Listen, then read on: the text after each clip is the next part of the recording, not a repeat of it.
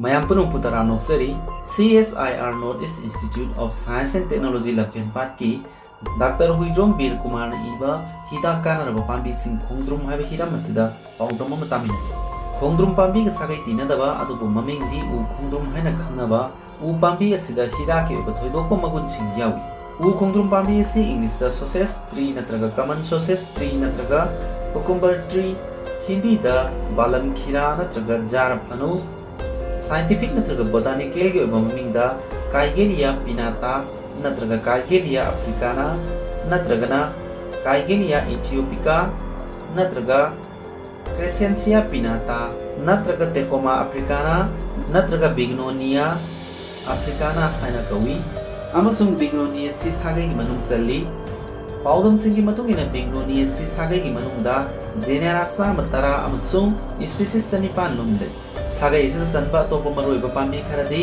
Midnight horror हाइना खंगनाबा साम पाम्बी, African tulip tree हाइना खंगनाबा तेनावा मचिन पाम्बी, blue जगरंदा हाइना खंगनाबा गुलमोहर hippo पाम्बी असिना Simba पनबा याय।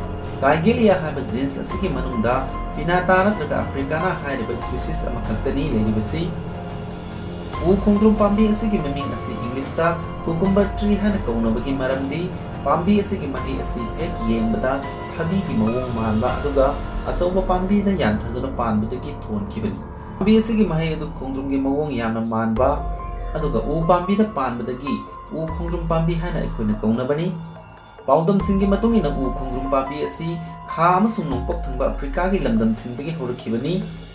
अदुबु ngasidi पाम्बी असी मालेंगे अयाम मफमसिंदसु पुदुना थानाख्रे। असुमनसु पाउदम लिमदुदी उ खोंद्रुम पाम्बी की जीन्स की ममिंग काइगेलिया हाइबसी केनिया अमसुंग तांजानिया दा सिजिनबा Swahili HYBE loan असिदगी थोनखिबनी।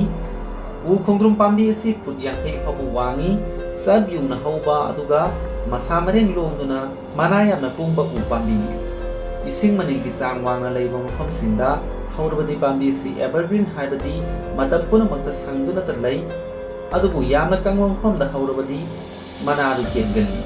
पाम्बी असिगी मनादु Hague येंबदा उसेकी मतुगी मवोंग मानबदगी पाम्बी असिगी species असी पिनाता हाइना थोनखिबनी। पाम्बी असी याम थुना चावगली।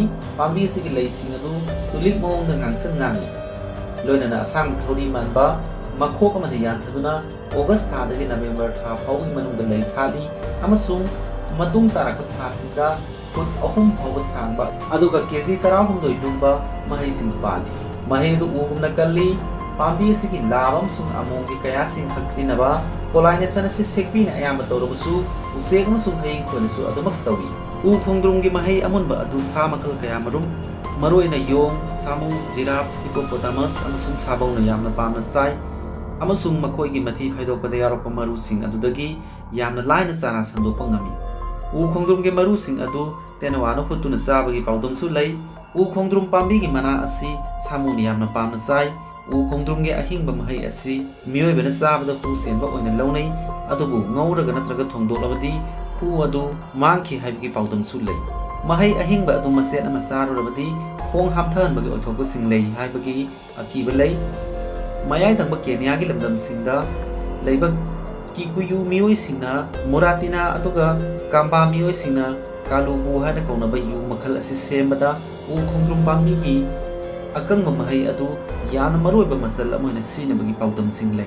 अतोप्पा पाउदम अमगी मतुंगिना कैथेलदा फंगलिबा माइतै हिदाक मखन खरा साबदा उ खोंद्रुमगी महै असी मरोइबा मसल अमोइना सिनै। बोत्सवाना हाइरबा लमदमददी उ खोंद्रुम पाम्बीगी उ अदु हिजै अमसुंग मखल खरगी जंत्रा हाइबदी म्यूजिकल इंस्ट्रूमेंटसिंग साबदा सिजिनै। उ खोंद्रुम पाम्बीगी ममुन फारबा महै अदुगी मनुंग थांबा अथोपा सरुकसिंग अदु लौथोखरबा मतुंगदा पोतचै मरोइना चाखुमदा सिजिनबा थुम मोरोक याइंगंग सिंबा हापदा सिजिनै। उ खोंद्रुम पाम्बीगी मना पुंबा फजबा गांसन गांबा अचौबा लैसिंग सातपा अमसुंग सांगना यानथदुना चबुन चबुन पानबा महैसिंग अदु येंबदा पुंगनिंग हुनिंगाइ ओइबा मरमना पाम्बी असी लंबी सरकी मपानदा स्कूल, कॉलेज, यूनिवर्सिटी, ऑफिस की अकोइबदा अमदी हाइकोर्ट लेकोनसिंगदा याम पामना थानै। अदुबु पाम्बी असिगी अचौबा महैसिंग अदुना केलकपदा मी अमसुंग गारीगी मथक्ता तासिलकपदा अमांग अता थोहनबगी ओइथोकपसिंग लैबना युंगगा यामना नक्नदि थानादे। Hidak oina u khongdrum pambi asigi thoidokpa magunsing lei. Africa gi ariba ana layengda u khongdrum pambi sugaiduna lawwa mahi adu sang naina taiduna makhal makha kaya gi unsa gi laina sing maruina khuhing thungba hugri thungba leprosy habiti kusti thungba thoidok hendona puning singsingai oina unsa gi cancer asi layeng nabagi paudam sing lei. Khwang naba amasung nangal nabada u khongdrum pambi gi mana adu sugairaga seba malam adu sang naina taiduna layeng nei. Zambezi gi lamdamda leiba tonga gi nupi singna u khongdrum mahi gi amunba matong adu taiduna mai gi unsa phajahanna basine.